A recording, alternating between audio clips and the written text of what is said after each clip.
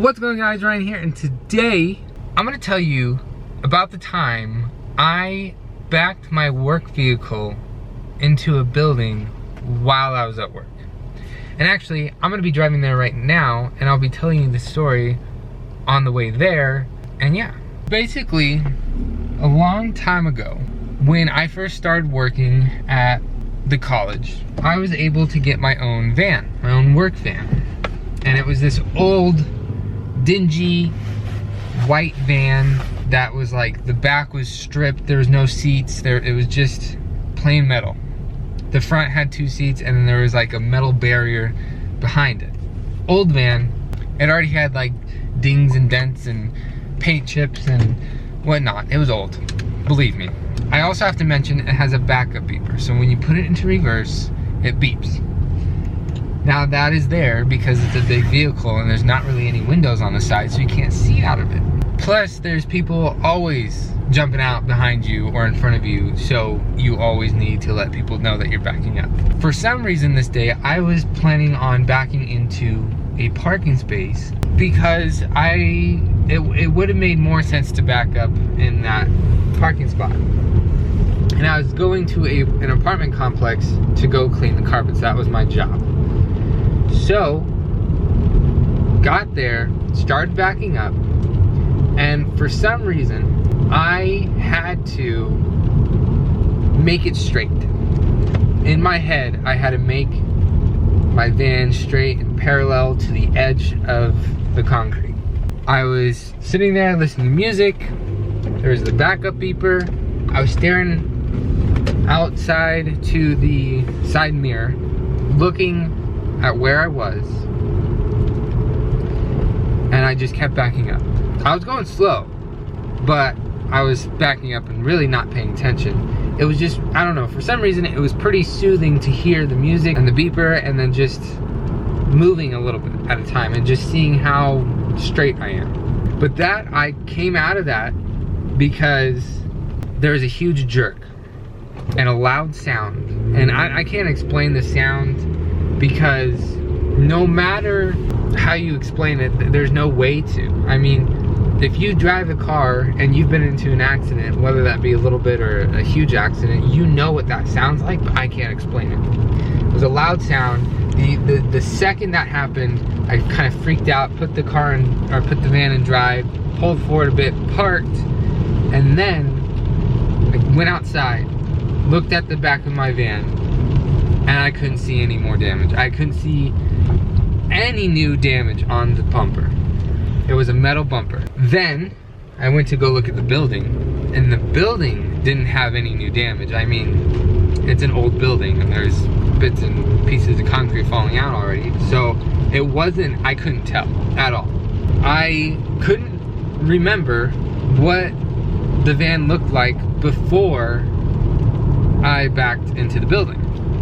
But when I first got my van, I took pictures all around it to look at the damage and to see if anything happens. I turn it back in and someone says, hey, that's a new dent. I go, no, it's not. Look at the pictures I have. So I took pictures of the van before I got it, but I do not have them right now. The only pictures I have are the ones after I backed into the building. I compared the before and after picture, and I could see a little dent in the bumper. But I only took pictures of the van because the building, I couldn't tell at all.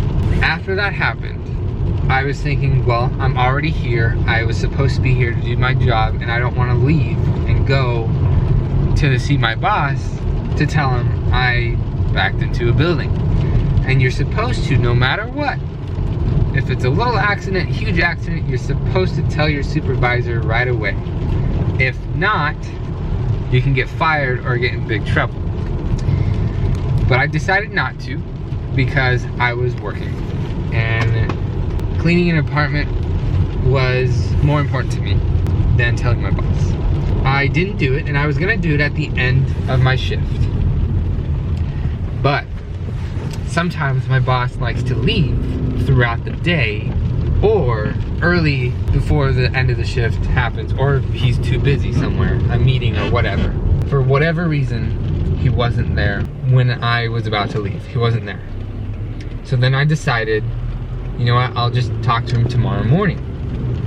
Well, and I would like to add, my direct supervisor was there, I believe, but I didn't like talking to him. He was rude. I didn't want to make a big deal out of it. I'd rather go to the big guy, one of the big guys. My direct supervisor's supervisor. I was gonna tell my supervisor the next day. Well, come to work, he's not there. What do I do? Do I call him? I don't have his number. I only have his office number, and guess what? He's not there. Second thing is, do I email him? Do I send him the pictures? Or do I just wait until he shows up back to work? I chose to not tell him. I said to myself, well, it's not, you can't tell him there's any damage. You can't tell that I backed into this specific building. The only thing I was worried about is if someone wrote down my van number and would tell the school and say, hey, this person backed in the building, do you know about it? Or someone looks at my car, or someone saw it that was working. Either way, I was worried that someone would tell on me and I would get fired because I didn't tell them, or I would get in huge trouble. No matter what, I didn't want to get in trouble, but I chose not to tell. So then finally, I just, every single day, I kept that in my head and I was worried about it the rest of the time I worked there. I only told 2 people, and those were my coworkers. They never told anyone else that I know of, and I never told my boss. But because I don't work there anymore, I feel like I could tell the story and not get in trouble. So that is the story about the time I backed my work van into a building while I was at work. And I didn't get in trouble for it because no one knew. And I got away with it. But now you guys know, and I hope you don't tell anyone other than your family members. So, that'll be it for today's video. If you liked it, be sure to smack the like button as hard as you can. If you haven't already, please subscribe to my YouTube channel. Help me a line. I will see you guys all tomorrow.